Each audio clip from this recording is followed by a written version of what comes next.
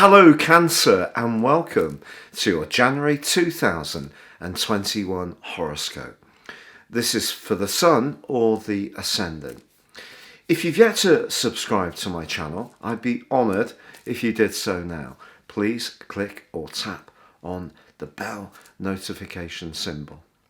Also, please check out in the link beneath this video your year 2021 personal horoscope forecast and character analysis combination, where you can get 30% off based on your time, date and place of birth and gain searing insights into the months ahead in what's going to be a pivotal year for us all.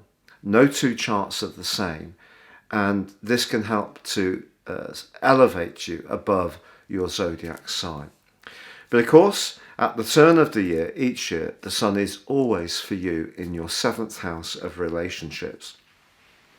And also Mercury's in this location as well. So this combination is going to see you setting your intentions, I feel, as we enter into the new year, being conscious of this important area of life. But it's also the area of life that's probably brought a lot of lessons or a lot of extra knowledge or a lot of skill or commitments of a really high caliber kind, depending on your individual situation, which has all evolved over the last couple of years as Saturn, the planet of structure, but also of limitation, has made its way through the sign of Capricorn and your 7th house. Now, of course, as we begin this year, both Saturn and Jupiter are in your 8th house of what you share closely with others, where you're most invested. In an emotional sense, the 8th house can be very much to do with transitions. So it can be about things that are going to move out of our life, but that creates the space to bring in new things that we can feel really committed to. So that can be very exciting. Also, in a more practical way, Saturn and Jupiter in your 8th house can see you thinking very carefully about business, being more entrepreneurial, perhaps thinking about working for yourself, or just being cannier about the financial relationships you have around insurances, pensions, investments, or even the bank you choose to work with. So that's going to be a big area undoubtedly this year because of the combination of those two as this year begins. But of course Uranus, the planet of surprises, has been shaking up your friendship zone and also your sector of the future for some time. For 5 months of 2018 from mid-May, and then from March the 9th, 2019 round to now.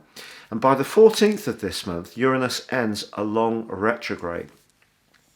But it is going to be in a right angle, first with Jupiter and all of the month.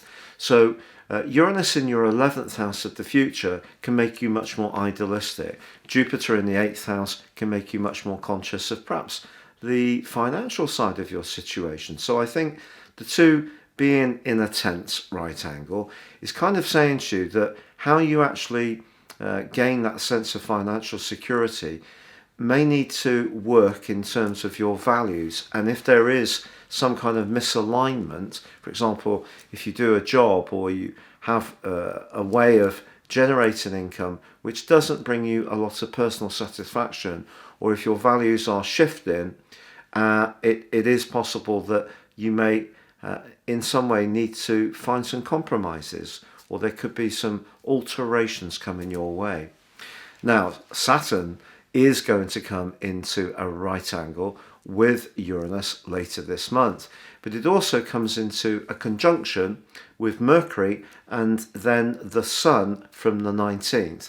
Mercury moves into Aquarius on the 7th, and on the same day, I beg your pardon, it's on the 8th, but on the same day, Venus actually moves into your opposite sign, which is a gorgeous location. And these two are actually forging a semi-sextile as this starts to occur, which can be very enabling. So if you do have some conversations at that point in the month, they can be very constructive. But it is true to say that on the 7th, it's Mars moving into the sign of Uranus, And by the 18th and 19th, Mars is going to be coming into a conjunction with Uranus too. So if there is something that maybe you want to be a bit more independently minded about, it may be something that is linked to a point of principle. You may find a very much more rebellious side of your nature comes to the fore, and no one can get you to do what you don't want to do this month. I feel you're going to want to be very authentically true to yourself, and this is the rebellious energy of Uranus coming through.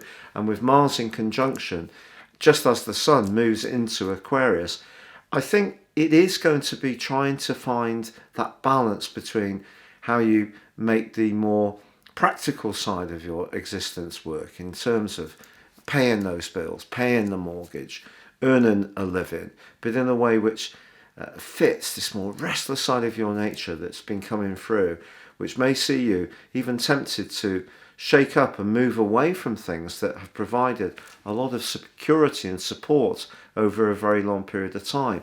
So I think change is definitely a possibility for you this month. Also, as the month begins, Venus is in a glorious alliance with Mars.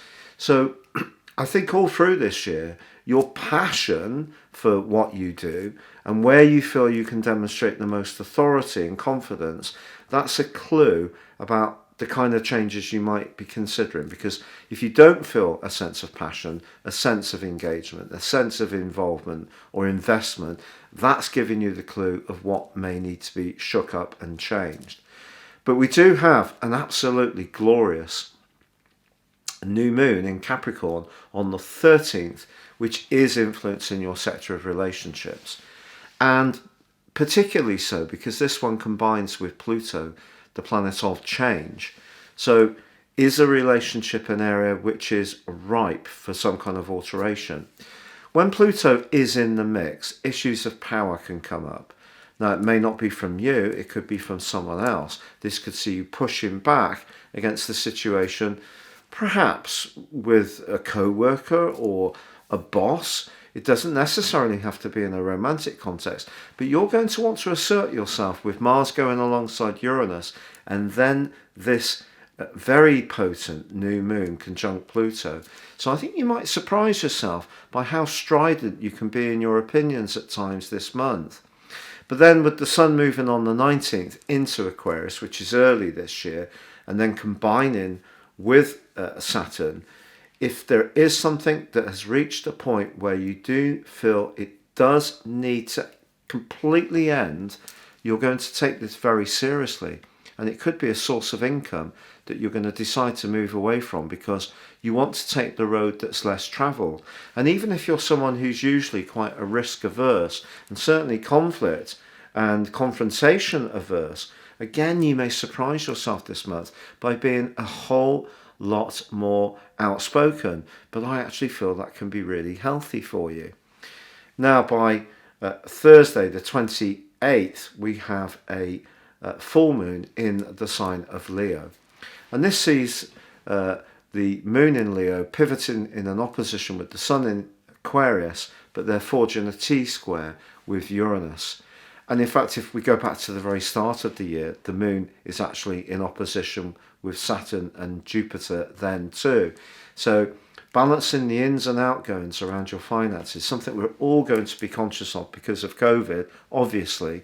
But I think this particular full moon, again, it's bringing out a more rebellious side of your nature.